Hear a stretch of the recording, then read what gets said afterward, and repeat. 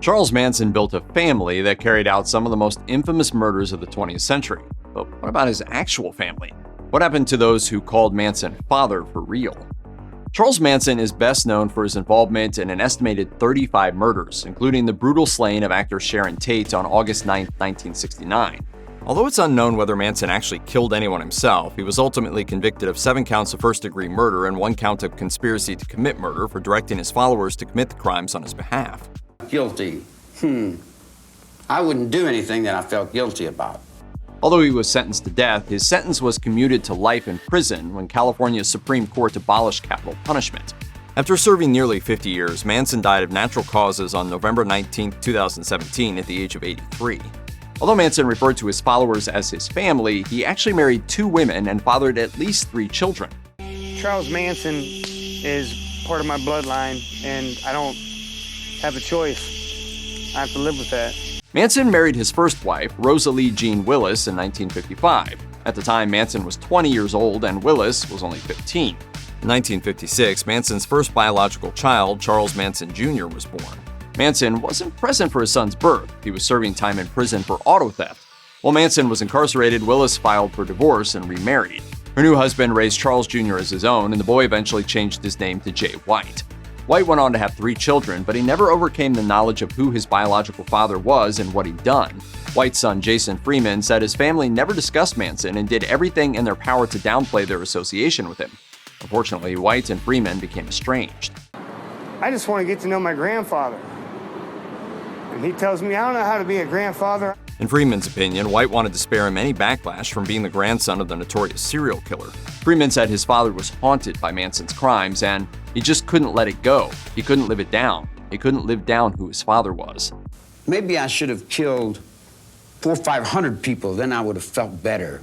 Jay White died by suicide on June 29, 1993. He was 37 years old.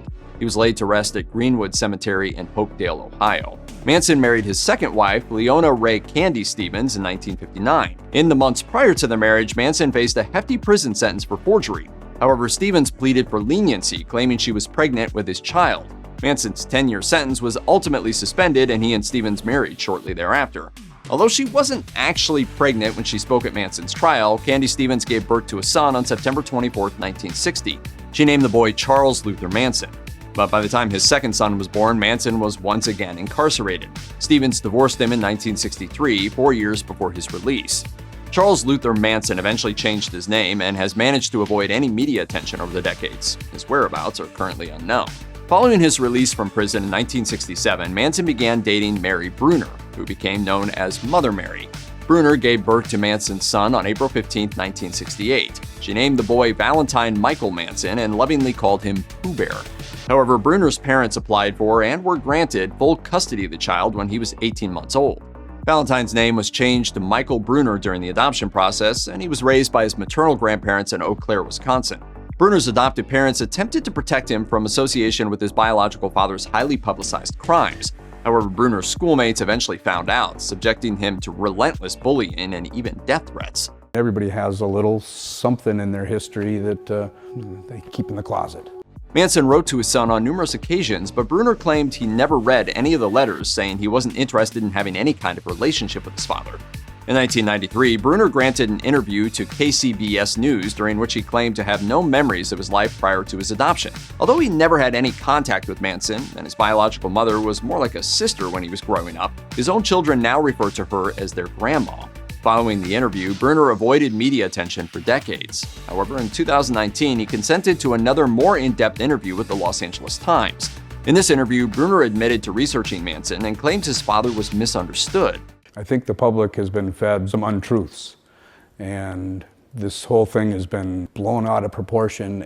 During the interview, Bruner said that he believes that the Tate LaBianca murders, for which Manson is most well known, may have happened in the midst of a botched drug deal. He also suggested the victims may have been involved in organized crime.